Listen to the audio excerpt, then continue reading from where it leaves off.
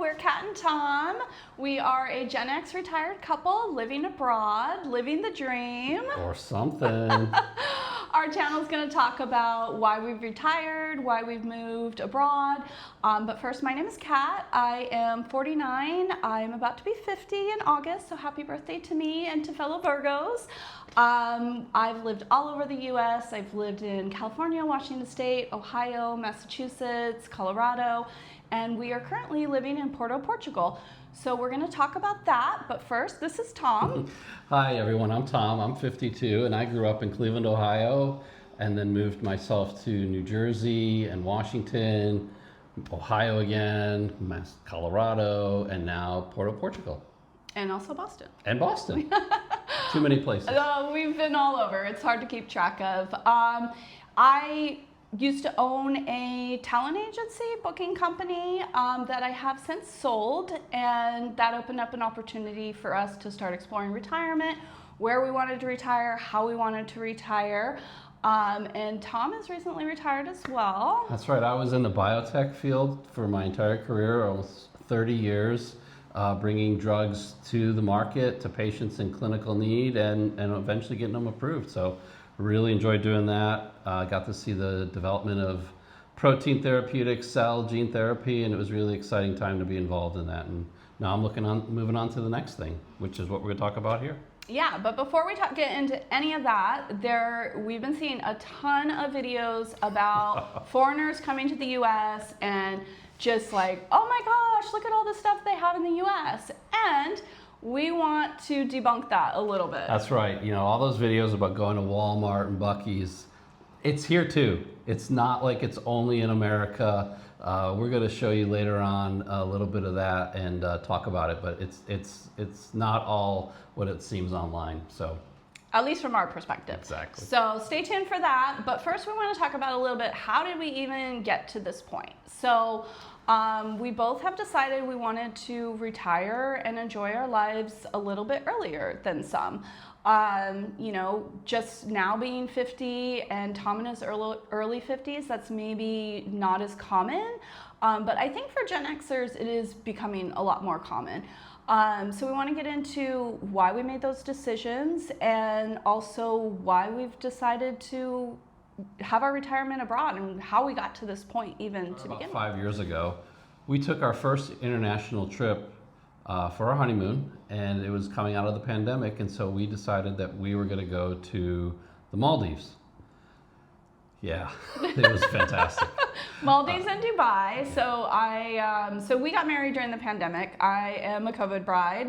If you know, you know. Mm-hmm. And we waited about a year to have our honeymoon because everything was on lockdown. So right. The Maldives opened up. We ended up getting a fantastic deal to stay on one of those like over the water bungalows. And we had to fly through the UAE. And I was like, hey, if we're going to Dubai, let's spend some time in Dubai, because why wouldn't you? So we just like had the most fabulous time on that trip. It was great. It was wonderful. I think things that stuck out obviously were the water. The Indian Ocean is beautiful. The food was fresh. The people were really kind, helpful. Not just at the resort, but throughout our entire 24-hour trip. Just a whole different kind of cultural experience for us in terms of just generosity. We were there for more than 24 hours. The trip took like 24 hours. Oh, the travel time. Yeah, the travel time. So we spent, I think, 12 days between Maldives and UAE. One of the big things, so I have a lot of friends who've lived abroad or have traveled abroad for work or military.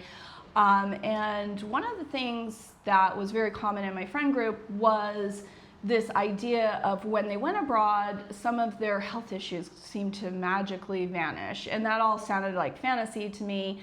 I, later in my life, started experiencing a lot of health issues and just was limiting the types of food I could eat. I couldn't eat gluten anymore. I couldn't eat dairy anymore. I couldn't eat seafood anymore. So I went on this super hyper strict vegan diet. Just very restrictive, which was fine for the time, but I did miss some of those favorite foods I had. So when we took this international trip, one of the big things was like, okay, I'm gonna try to eat seafood. I'm gonna try to eat bread. I'm gonna try to eat just some like basic things and see how my system reacts. And I was blown away. Like the first day we were there, we were at this fantastic buffet, just anything you could dream of, you could eat, and I had a pastry. I maybe haven't had a pastry in about 10 years. And I had a pastry and nothing happened. I didn't get sick, I didn't get a stomach ache, I didn't get a rash, I didn't get a headache. Literally nothing happened. I was completely fine. And this was just life-changing to me. It was life-changing. And this really started our adventure into seeing where else can we go and have this kind of freedom with being able to just very basic eat food. Yeah, it was great. It was a really eye-opening and mind-blowing experience because, you know, you hear all these things online, these stories about this is going to happen if you do X. Well, a lot of times it's not true. This time it worked out. And to our benefit, it was fantastic just to have that kind of relationship where it wasn't the main subject to talk about. Yeah, it really was just kind of a big aha moment. And as simple as it sounds, food is such a big part of your daily life. And if the food you are eating is making you sick, that's huge. It just changes your life. So this is kind of where we started thinking about, wow, this is not so much like we were going to move abroad yet, but just like, wow, this is different. Like it kind of was the first time we were like, this is different. And this is something that is new to us. So this kind of opened up like a huge, like not can of worms, but just a huge opportunity. Next round of experimentation. How do we get this to become part of our life, so that it's not a rare occasion when you take a trip on your honeymoon? Because we're not getting married again. Yeah. There might be a 10-year vow renewal, but we'll see. So then we just kind of wanted to start exploring other countries a little more. We'd been to Mexico and Canada a lot, obviously living in North America. But we hadn't spent a lot of time abroad across the Atlantic. So I think our next trip was Scotland? Scotland, Yeah, so we went to Scotland, we went to the Highlands, found a lovely mini castle, I guess you would say, lodge out the Hilton Grand Vacations. Stayed up there, got to go visit Balmoral. Food was fantastic, the people were great.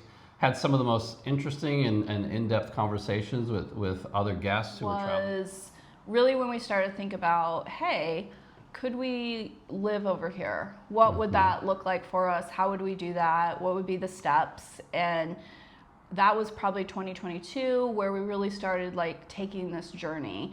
And the reason that we're telling you this is because it's not, I mean, for some people it is, but it's not an overnight decision. Like when you decide, hey, I'm going to retire abroad, there's a lot of thought and planning that goes into that. Like you have to decide, how's this going to work for my life? How does this affect my family? How does this affect my finances? Where am I going to, find myself? So those were the questions we started exploring then, which we'll get into more as we go through this series, because there's a lot of unknowns in this process. And, again, this is just our personal experience. Someone else may have a completely different experience. This is our lived experience over the last 5 years. So take from it what you want, and if it's helpful, great. If it doesn't work for you, that's fine too. Yeah, and if you've done this, comment. Let us know your experience. Share an example. We'd love to hear it, and maybe share it as well, and get that word out for other folks who are tuned in. Yeah, so I think Scotland's really where we were like, hey, this is something we want to do, which led us to Spain. Yeah, Spain. That was beautiful. So that was a combination trip between Spain and Portugal. We just saw the southern part on the Mediterranean. Yeah, so a lot of people at the time were moving to Portugal. That's when like that golden visa was popping off and everybody was doing the golden visa to Portugal. And so we kind of thought, we were hearing some things about Spain too. So we thought, well, let's compare the two. Let's see Portugal versus Spain. How would this work for us? So go ahead. Yeah, so no, we went and we flew into Lisbon. Lisboa in Europe. Rented a car and drove. We went to Sevilla in Spain, spent the day there on our way over to Benamedilla in Spain and had a wonderful place again through Hilton Grand Vacations. We found this lovely place. We're not sponsored by Hilton. If you want to give us money, cool, but we're not. 5 minutes from the beach, beautiful space. But I think the thing that really kind of started to lock in the move was when we went to stock up the house with groceries and things. So we went to the grocery store just a short walk away and ended up having quite a shocking experience. I don't know if you want to. Yeah, so the grocery store was amazing. I mean, it seems silly to get so excited about a grocery store, but the fresh seafood, the fresh meats, the wine is literally cheaper than water. I'm not joking. Wine is cheaper than water. We got a week's worth of groceries, several bottles of wine, medicine, toiletries, literally anything you could think of, filled several grocery bags full. It was enough to carry. 60 euros. And back in the States, I mean, especially living in the Boston area, it was well over 200 a week just for our groceries.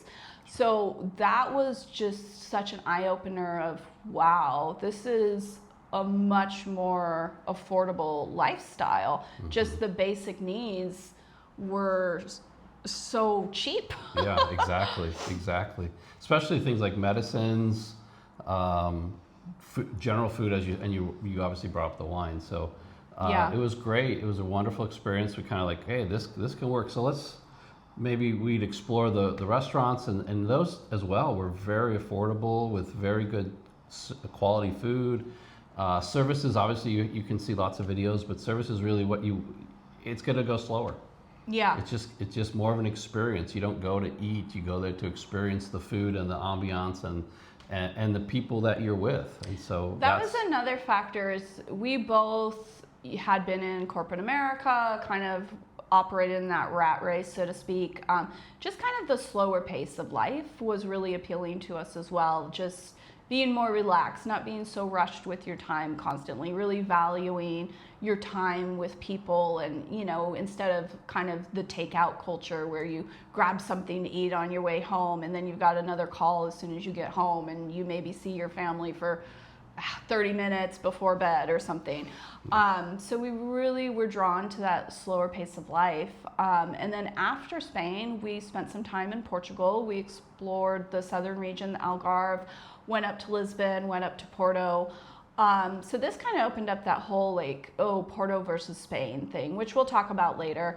But it kind of was more options for us. We're like, oh wow, Portugal was really a lot more, what would you say, not accessible, but just kind of, we hadn't really thought of it because we were kind of really drawn to Spain. Mm-hmm. But yeah, I think Spain, when we're down in southern Spain, it just felt like San Diego. It did. Just the mountains, the sea, the people, the vibe, if you will, the vegetation, just felt like we picked up and went to Southern California, but at like half the price and with less traffic and all those things that you might find a distraction if you lived in Southern California. Yeah, so Portugal really kind of became an option for us as well. We fell in love with Portugal, particularly Porto, which is where we're at now, just because we've also lived in Seattle, Washington, and it was very similar, right on the river, near the ocean.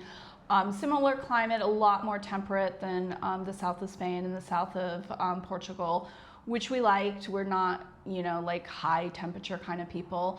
So yeah, anyways, we'll get more into that. But that kind of created this whole journey, this whole path for us. And we came to wanting to go back, travel more. We spent a lot of time over the last few years traveling Europe, which we'll talk about some of our experiences with that. I actually lived abroad like a better part of last year by myself, so I'll talk about that more. Tom's decision to retire was getting delayed. But I think really on this channel we want to focus about kind of this process of how you get to these decisions. And we'll spend a lot of time doing that. So if it's something you're interested in, if you're considering these options for yourself, please like, subscribe, turn the notification bell on, all those things they say.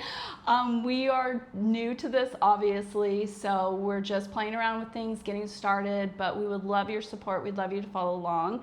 We would love to help answer any questions you have about how we've come to these decisions, what retirement looks like for us, how we could help you, some of the connections we've made. Yeah. And then we want to talk a little bit about this big grocery store thing. Yeah, oh yeah. So Walmart, most of you have probably been to a Walmart at some point in your life. You know, you go in, you're met with this enormous structure. You've got everything you could possibly want. Well, we just were at a few different locations here.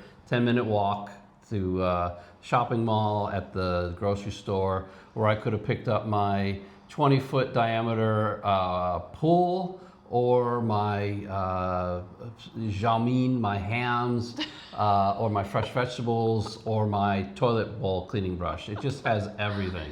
Yeah. Go ahead. So our experience with European grocery stores is they're just as big, if not bigger. There's a shopping center here that's 13 floors. Each floor is its own kind of department. So a grocery store, a houseware is a fashion level. It's yeah, and I'm unreal. sure that's not everywhere in Europe, but all the places we've been have had fantastic grocery stores. We've been to France, we've been to Spain, we've been to Italy, we've been to Portugal. Everywhere has fantastic grocery stores, and the stores are huge. They're humongous. You can get clothes, you can get housewares, you can get dishes, linens, beds, furniture, anything you would think at a Target or Walmart. So we're watching these videos and we're like, what are you talking about? We have that, if not more here. I don't get it. Yeah. I don't understand. So leave in the Good comments. Good Leave on in the them. comments if you've traveled to Europe, what your experience has been. If you've seen these type of stores before, if you haven't, we'd love to hear from you. Next week we're going to do a grocery store tour, so follow along so you can see that. We're actually going to take you to our local grocery store and show you what we're talking about. So thank you so much. We are so happy you're here. Thank you for following along on this journey. And you know, we're here to help you do your move abroad or your next adventure or whatever. We'll see where it goes.